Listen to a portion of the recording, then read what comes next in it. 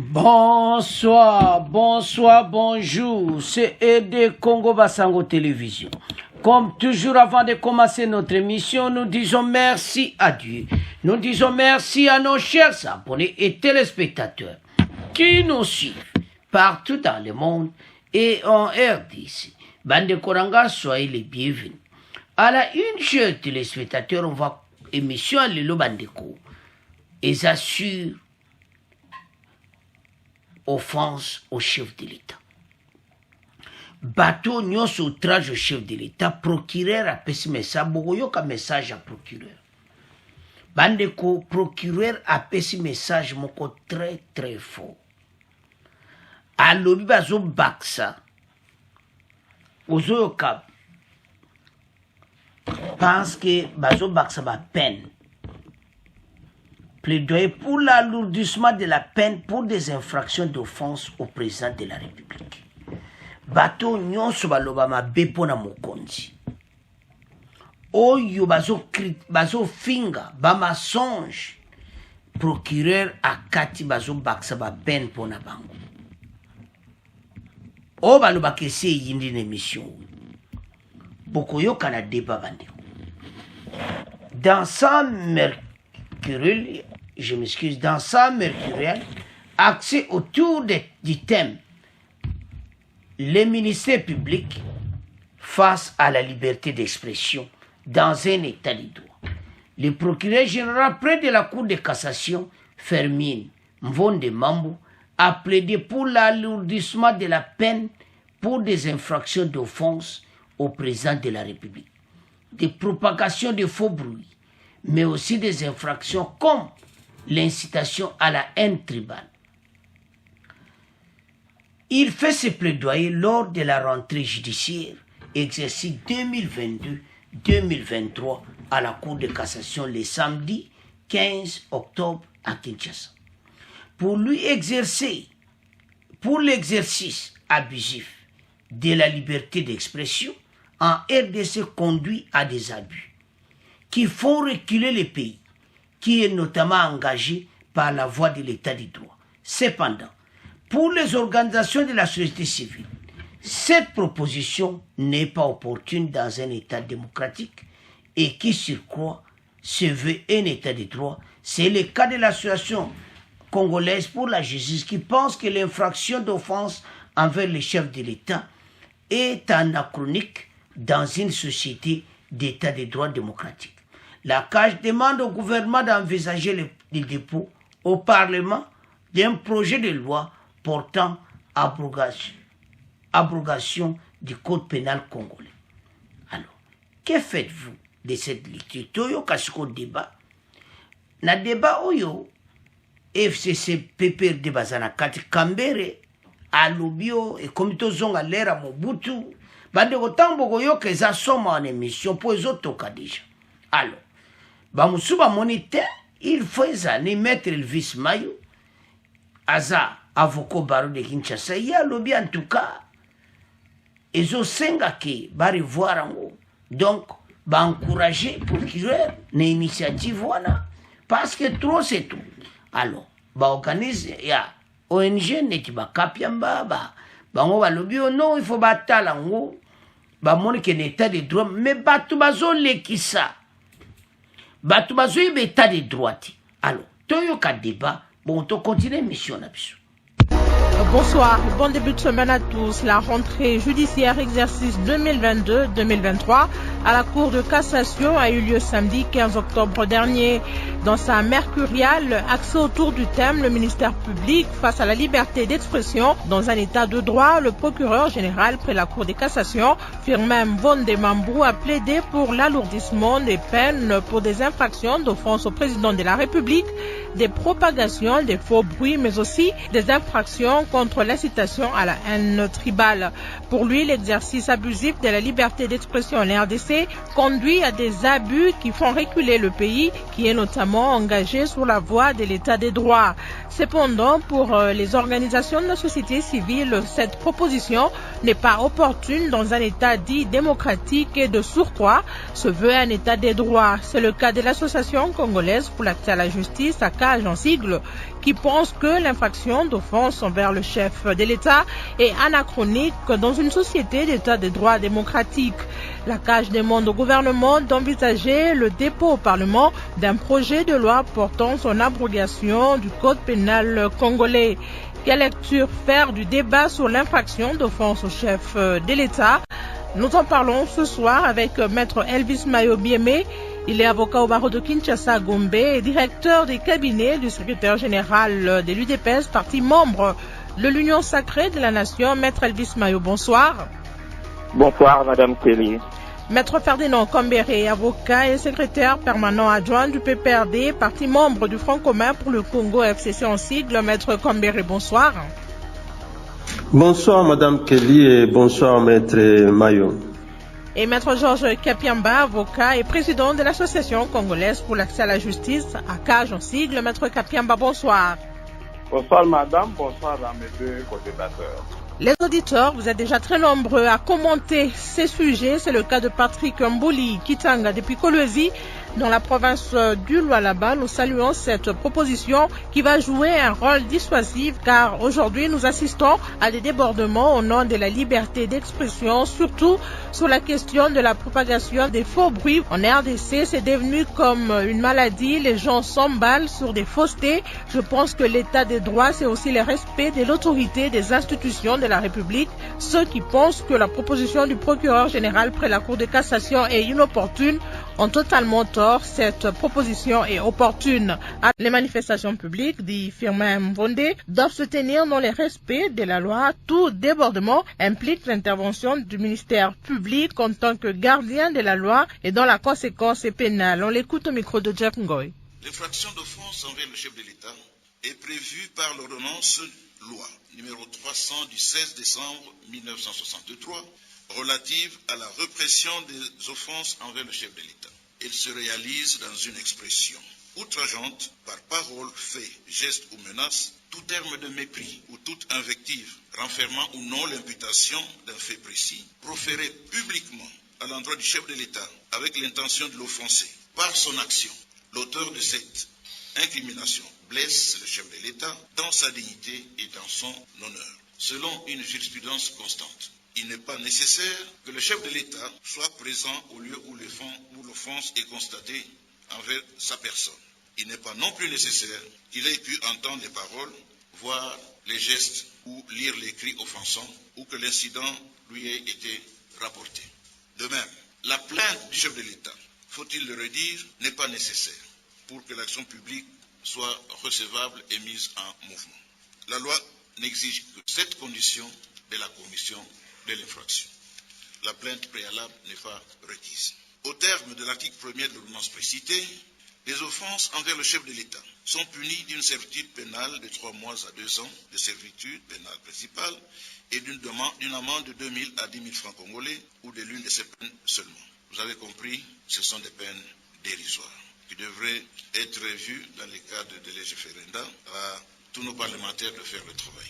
Maître Elvis Mayo Biémé, vous êtes avocat au barreau de Kinshasa Gombe et directeur de cabinet du secrétaire général de l'UDPS, parti membre de l'Union sacrée de la Nation. Vous venez de suivre là le procureur général près la Cour de cassation, Firmin Mvonde Bambou, qui plaide pour un durcissement des peines d'outrage au chef de l'État. Comment vous analysez sa déclaration? Merci beaucoup, Madame, pour la parole.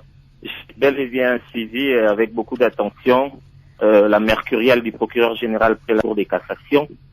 Tout d'égo, je vous dirais que étant partisan d'un État fort et des institutions fortes, je donne vraiment un tour de vis à ces souhaits du procureur général près la Cour des cassations. Ces souhaits qui trouvent son assise certainement dans l'ampleur tous azimuts de l'exercice quasi abusif de la liberté d'expression dans notre pays, à travers notamment, comme on le voit dans les médias tant classiques que c'est socio-numérique. D'aucuns ignorent les constats sur multiples plateformes communicationnelles, des discours et des éléments matériels et moraux constitutifs de cette infraction, comme vient de le dire le procureur général dans sa déclaration.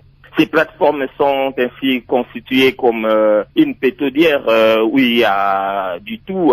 Ici dégage des différents propos, une intention ou un objectif net de désacraliser la fonction du chef de l'État. Et je pense que le peuple doit se lever pour la protection de la noblesse et du caractère sacré de cette institution républicaine.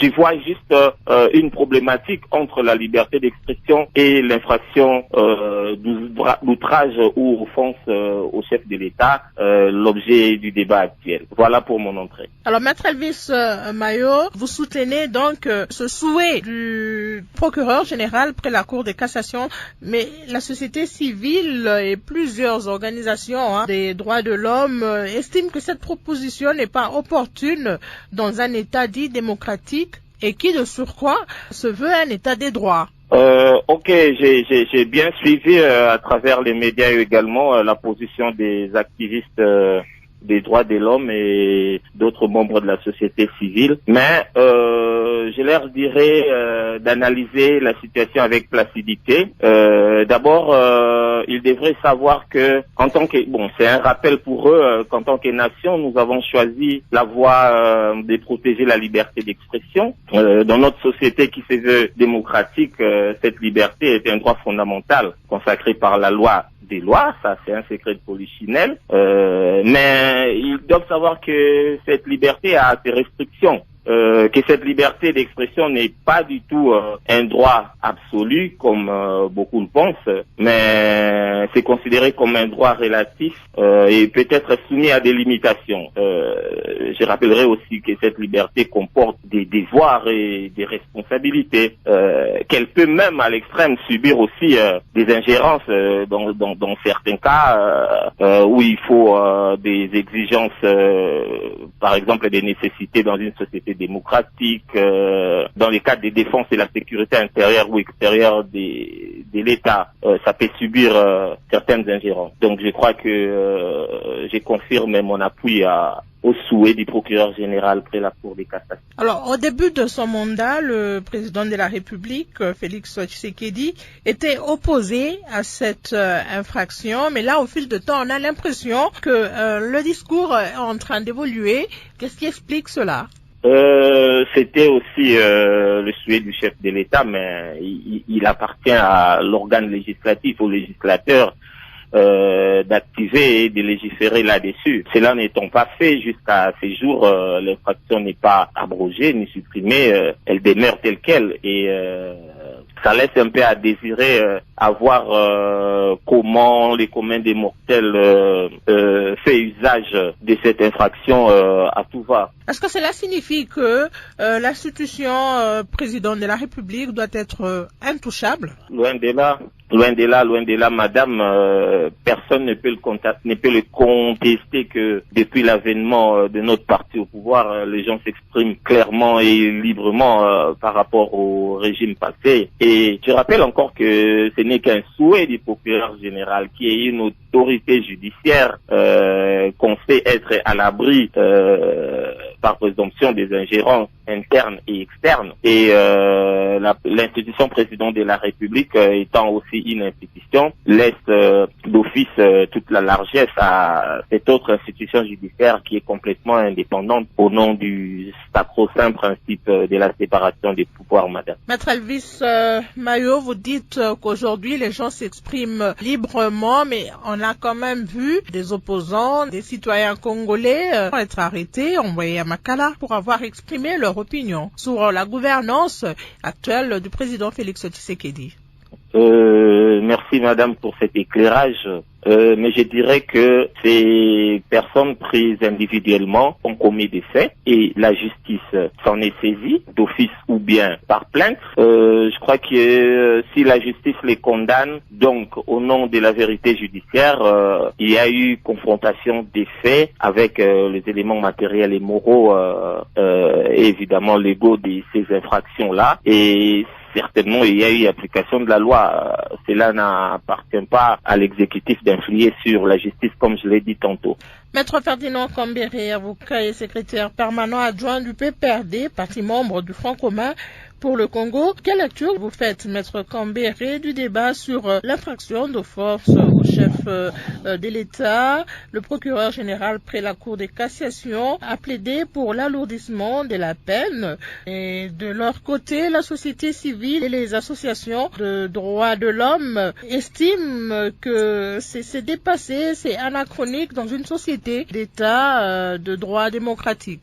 C'est exact, Madame Kelly. Je venais de suivre l'extrait de la mercuriale traditionnelle du procureur général près la cassation, et je dois vous avouer que je suis quand même déçu. Je suis quand même déçu parce que nous sommes en train d'assister là à une volonté de vouloir reculer de plusieurs années dans l'avènement de la démocratie, dans l'avènement d'un état de droit dans notre pays. Cette infraction d'offense envers le chef de l'État a une histoire. Déjà, dans la mercuriale, il reconnaît que c'est l'infraction prévue et punie par l'ordonnance loi de numéro 300 du 16 décembre 1963.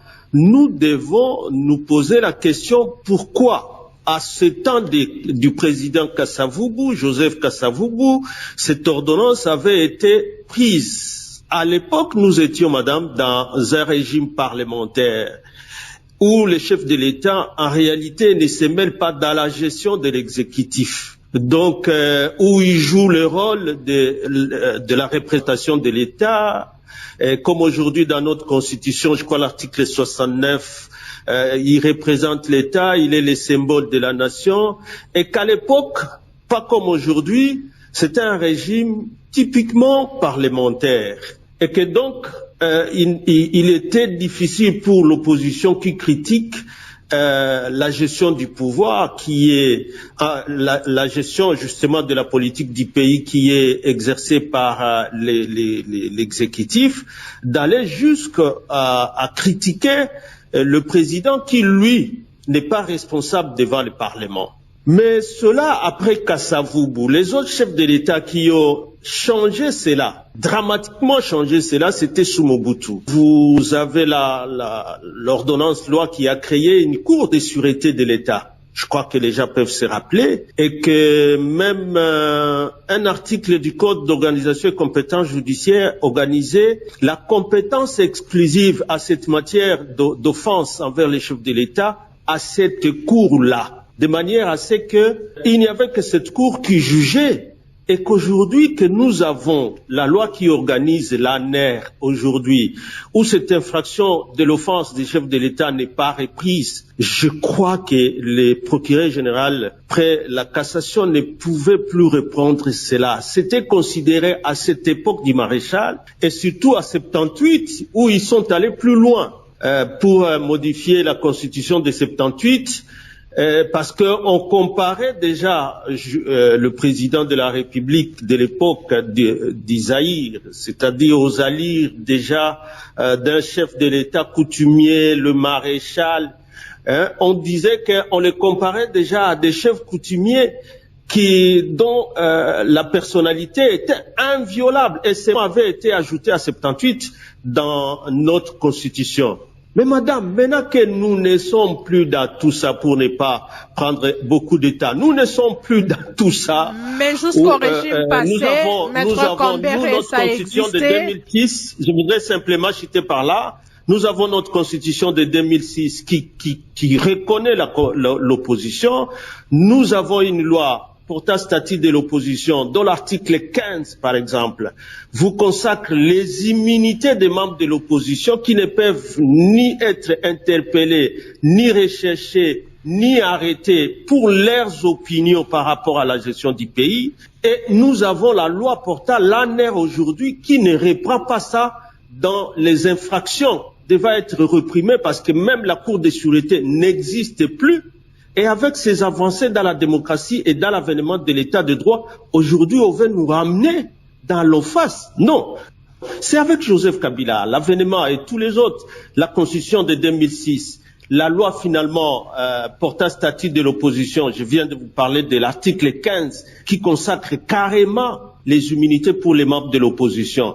Je viens de vous parler de la loi qui organise aujourd'hui l'Agence nationale de renseignement, qui ne reprend plus ça, qui ne crée plus cette cour spéciale qui était à l'époque dans la dure dictature. On a compris ça. Il y a une évolution qu'on doit saluer sous notre régime. Vous voulez dire qu'à votre régime, on ne peut pas prétendre que ça existait. Vous voulez dire qu'à votre époque, c'est-à-dire sous le régime Kabila, qu'il n'y avait pas des citoyens qui étaient arrêtés pour offense envers le chef de l'État? Je voudrais dire qu'il y a déjà ces lois-là, notamment la loi. Si elle n'a pas été appliquée par un agent ou deux ou trois autres qui est en violation de lois au moins qui existent, peuvent encore considérer cela. Comme par exemple le procureur général venait de le dire, qu'il n'y a même pas besoin d'une plainte de l'autorité qui se considère comme offensée. Et que peut-être des OPJ ou inspecteurs ou magistrats aient abusé alors que ça n'était pas demandé par le chef de l'État.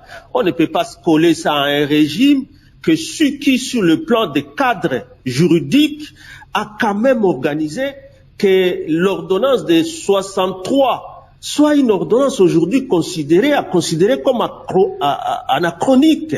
Je ne vois pas un juge qui appliquerait cette ordonnance-là aujourd'hui.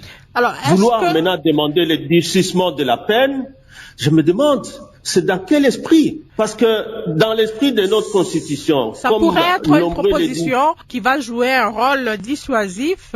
Maître Kambere, il faut le reconnaître, aujourd'hui nous assistons quand même à des débordements au nom de la liberté d'expression. Et je ne dis pas que c'est seulement avec le régime Tshisekedi, même à votre époque il y avait des gens qui abusaient quand même. Est-ce que cette proposition n'est pas importante?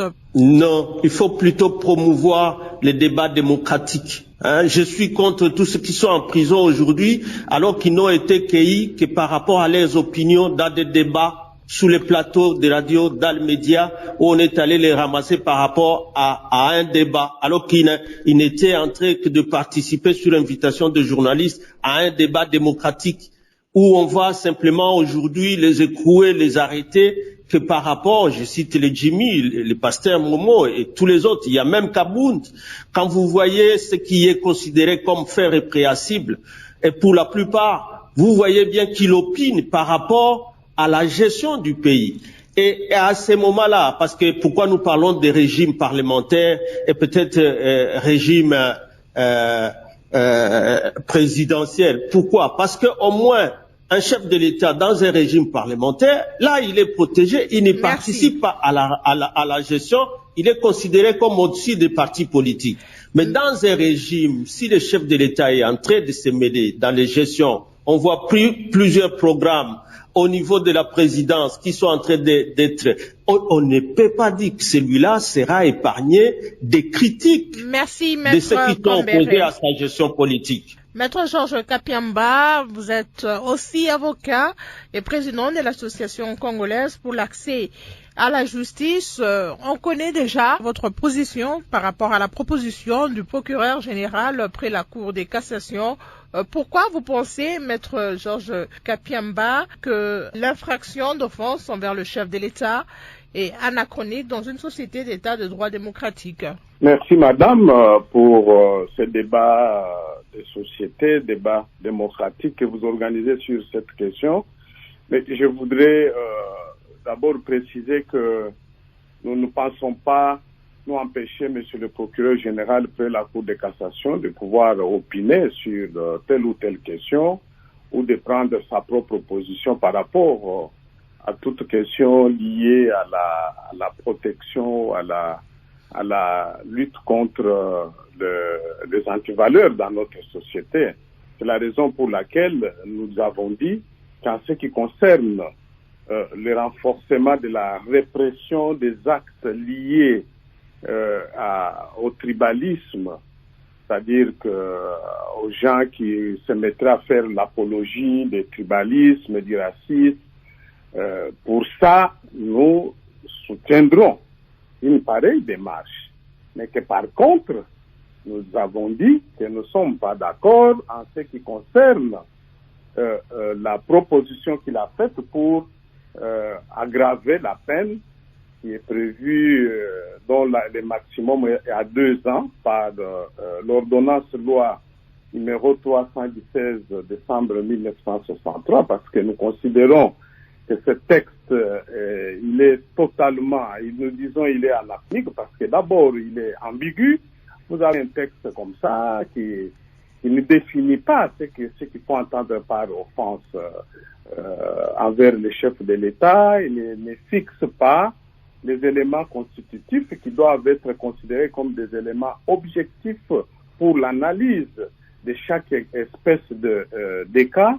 Bref, c'est un texte aujourd'hui qui laisse aux magistrats ou qui leur donne le pouvoir d'apprécier tel propos, tel acte, tel geste, et pour les considérer comme offense envers le chef de l'État ou pas. Pourquoi? Parce qu'il n'y a pas de cadre dans lesquels ils sont censés aussi développer leur propre gymnastique juridique. Et donc, c'est un texte qui crée de l'arbitraire, de l'insécurité pour le droit de la défense.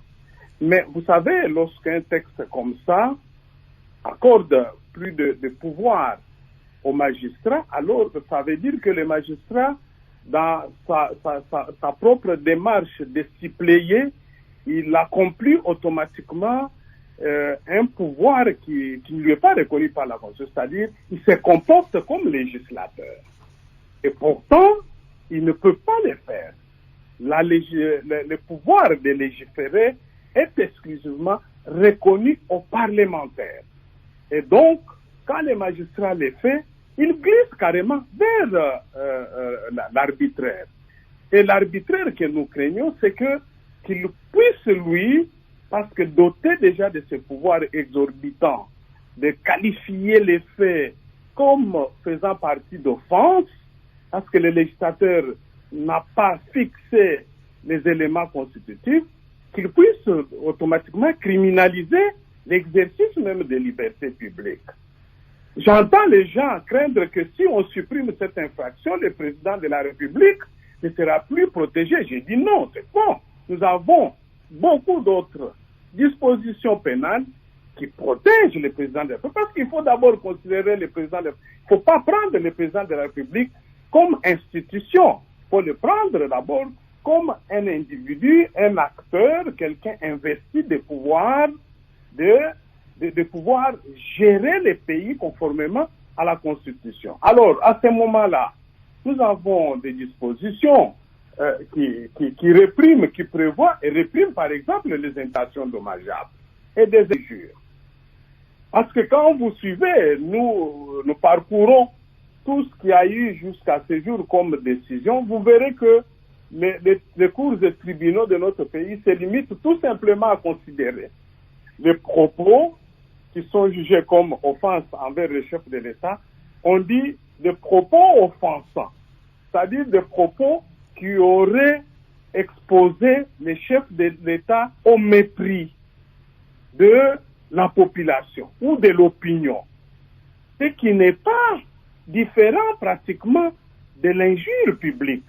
Pourquoi penser aujourd'hui qu'il faut aggraver la peine comme pour dire que en dehors de cette infraction qui pour nous est censée être tombée déjà en désuétude, elle est obsolète, anachronique, il n'y a pas d'autres dispositions où que le chef de l'État ne peut pas être protégé sur base d'autres dispositions, notamment de l'article 74 par exemple.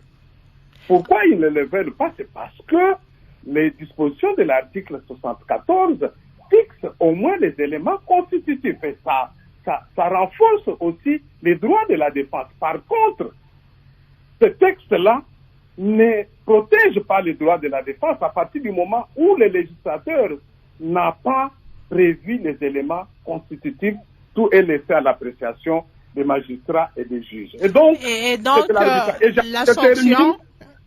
Oui, je voudrais terminer par ajouter pour dire que aujourd'hui, la question que nous nous posons, c'est de savoir, parce que lorsque le procureur général présente sa mercuriale, c'est vrai qu'il a choisi un thème dont il pense être important par rapport à la marche de la nation, à l'intérêt de la préservation de l'ordre public, et que est-ce que c'est sur base de quelles statistiques que le procureur détiendrait, parce qu'il ne les a pas indiquées dans son propre discours, qui aurait démontré que la peine de 2 ans, le maximum de 2 ans, applicable à ces jours, n'a pas permis de pouvoir dissuader les gens à ne pas se mettre à critiquer, par exemple, le chef d'État ou de l'offenser, si je prends leur propre expression.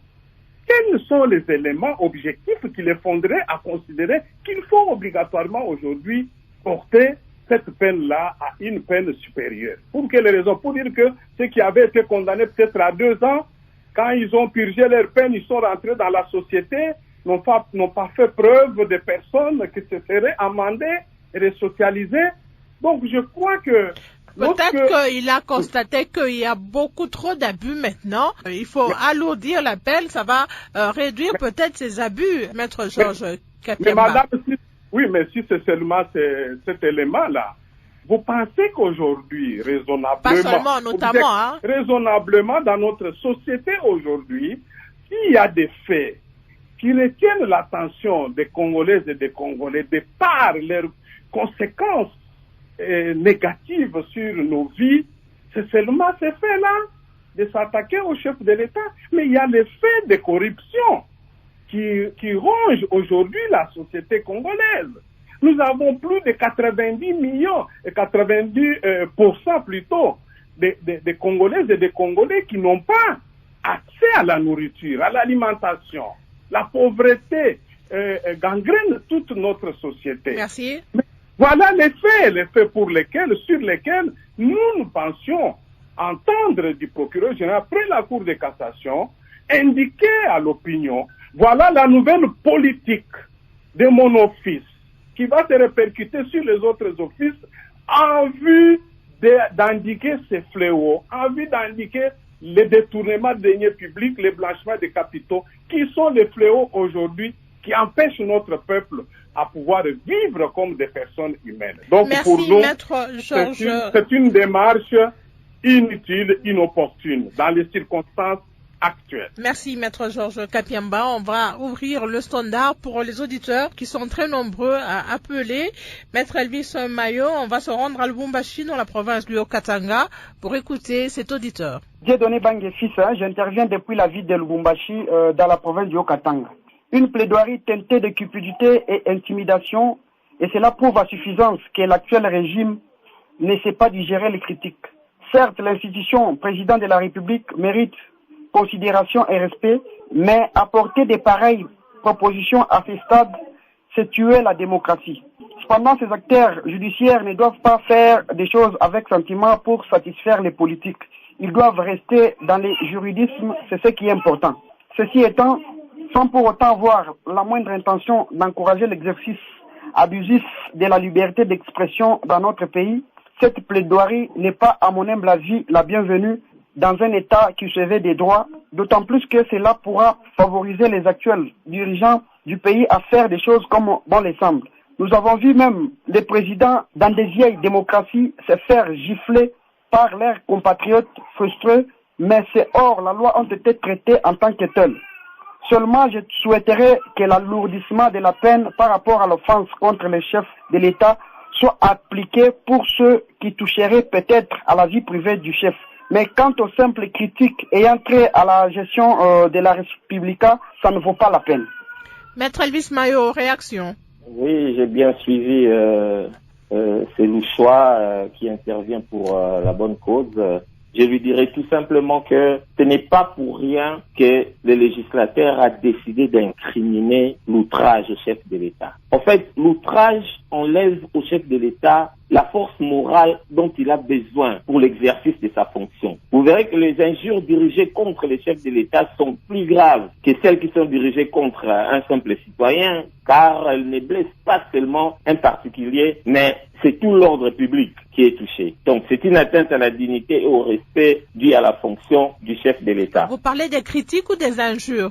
Critiquer le chef de l'État, est-ce mauvais? Sur sa gestion, est-ce mauvais? Oh non, mais ça c'est toléré, c'est même républicaine la critique. Ça c'est toléré, mais l'on remarque qu'il y a des invectives à des proportions vraiment astronomiques, comme vous l'avez souligné tout à l'heure, dans toutes les plateformes, que ce soit à la télé ou dans les réseaux sociaux. C'est vraiment inacceptable, madame. Et pour revenir, je peux directement abonder en contradiction avec les autres intervenants, madame. Oui, allez-y, très rapidement, réagissez aux propos de Maître Kapiamba et de Maître Kombere. Oui, je commencerai d'abord par Monsieur Ferdinand Kombere, en disant que le cheminement historique tel qu'il a développé n'y tient pas, et je crois que ça nous écarte du débat.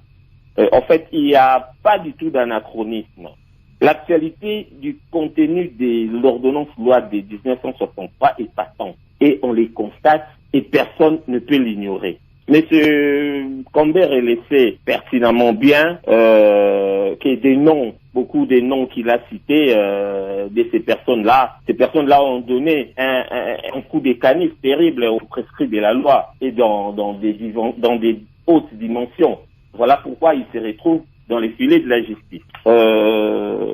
Et la ratio legis de cette infraction l'explique amplement.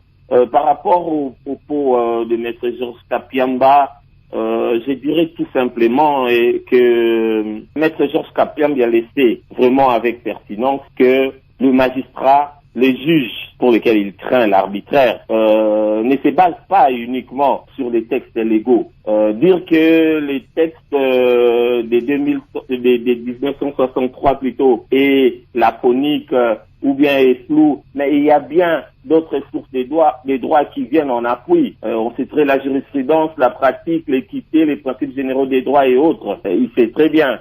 Et ajouter dans les cadres actuels la corruption, la pauvreté, ça nous sort un peu des débats. Maître Kombere, on va prendre aussi pour vous cette réaction qui nous vient de Kisangani dans la province de la Chopo. C'est Henri Kassongomblenda depuis Kisangani dans la province de la Chopo. Moi je pense que pour un pays qui veut prôner l'état des droits, les procureurs ont raison. Les infractions sur l'outrage au chef de l'État aujourd'hui sont mal interprétées et par les pouvoirs et par l'opposition. Pour l'opposition, c'est violer la liberté d'expression. C'est pourquoi pour pallier cette confusion, il faut alourdir ces infractions ou carrément les supprimer. Mais au Parlement de voter des lois pour recadrer la liberté d'expression pour qu'il n'y ait pas de dérapage. Maître Kombere, qu'est-ce que vous en pensez? Non, je crois, je vais simplement dire à Maître Luis, il ne peut pas nier balayer du revers de la main l'historique de cette infraction, commençant par 63, c'était quoi le régime? Et lorsqu'à 72 on crée la Cour de sûreté de l'État, c'était quoi le régime? Et à 72, je peux lui lire, il peut lire parce que c'est dans nos annales, où il va voir que c'était bien mentionné dans l'exposé des motifs lorsque la Constitution était révisée par les impairs à ce temps-là, et qu'on référait, c'est pour la première fois d'ailleurs dans notre pays que le mot inviolable est venu, parce qu'on disait, compte tenu des attributions attachées aux fonctions du président de la République, dit impair, président de la République, et du fait que ce dernier représente la nation. On ne va pas revenir sur l'historique. Vous l'avez fait dans votre première intervention. Soit inviolable. Donc, si ce sont ces alliés où on veut nous ramener encore le maréchal au poste, au pouvoir, pour dire que sa personne est inviolable, nous reculons par rapport à la Constitution que nous avons, nous reculons par rapport aux lois que nous avons aujourd'hui. Et je suis d'accord avec Maître Georges Kapiamba. Il dit, qu'est-ce qui n'est pas représenté dans ce qu'on croit que c'est en train de se commettre aujourd'hui dans l'article 74 du Code pénal livre 2 qui punit l'imputation dommageable. Qu'est-ce qui n'est pas représenté dans ce qu'on est en train de dire aujourd'hui, qui ne peut pas être reprimé par l'article 75?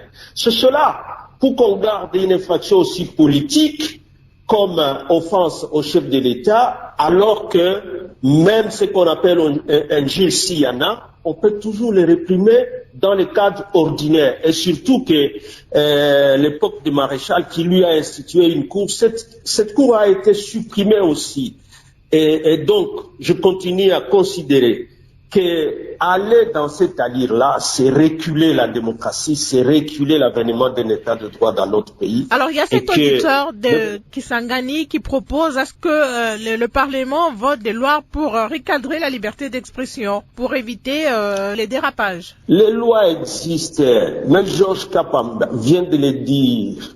Lorsque vous faites des imputations, l'injure et l'imputation, on sait par exemple pour l'imputation que lorsque le fait était précis, si aujourd'hui je dis le président a volé 10 000, ça a un fait précis.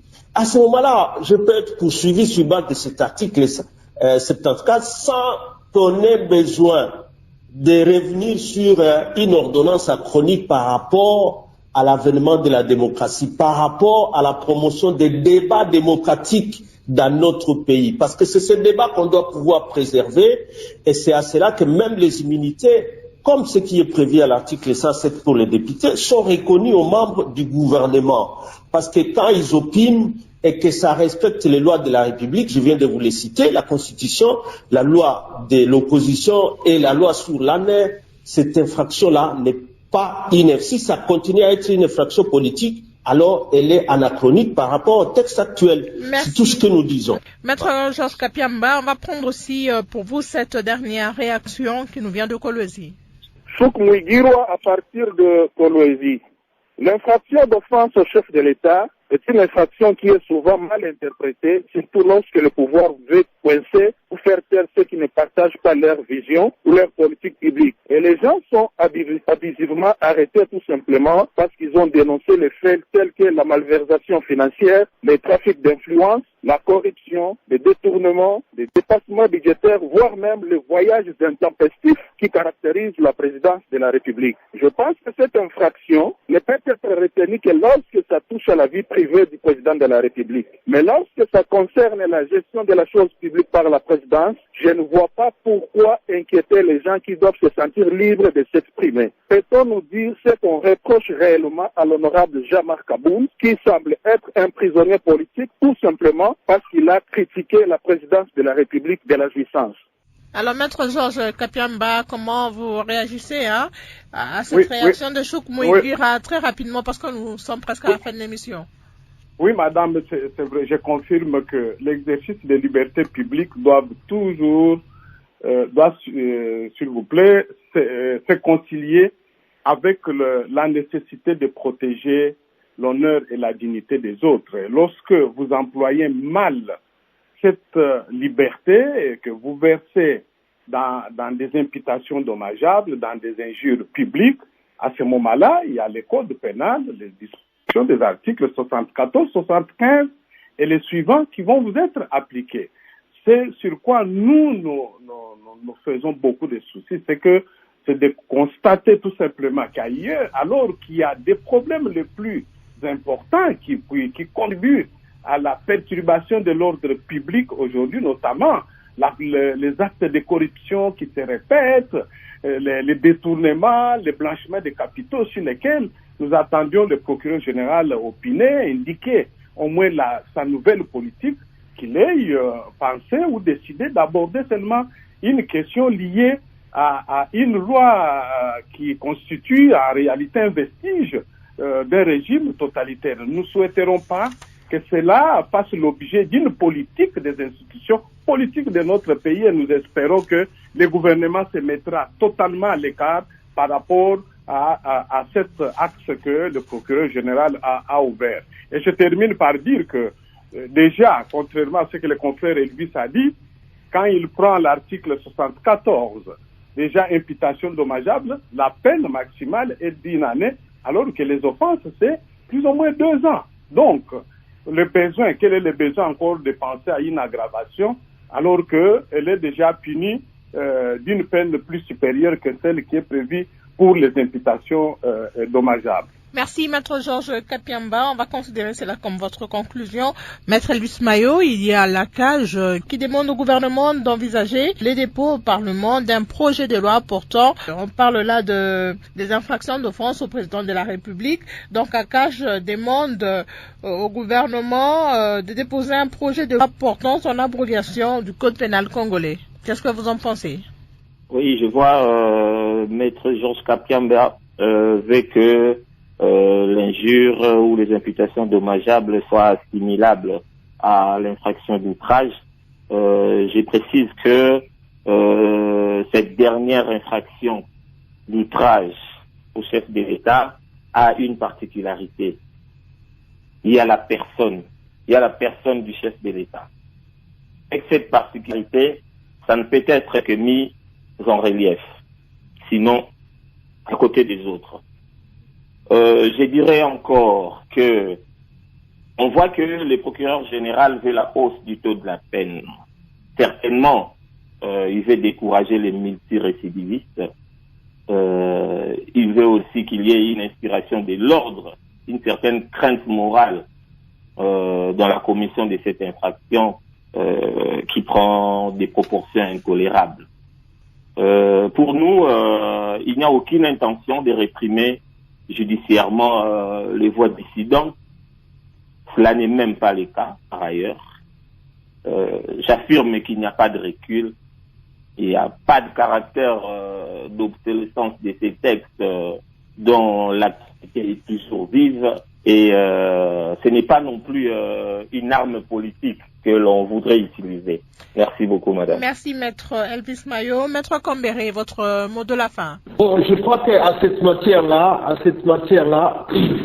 l'infraction de l'ordonnance loi, comme on l'a dit, je crois que cette ordonnance est déjà dépassée par rapport à l'évolution sur le plan des textes, et que donc aujourd'hui, demander l'aggravation de la peine, ce serait simplement tenter de restreindre la liberté d'opinion dans notre pays, les libertés publiques, et ce serait qu'encourager des infractions politiques qu'on voudrait à tout prix éviter pour permettre la promotion des débats démocratiques.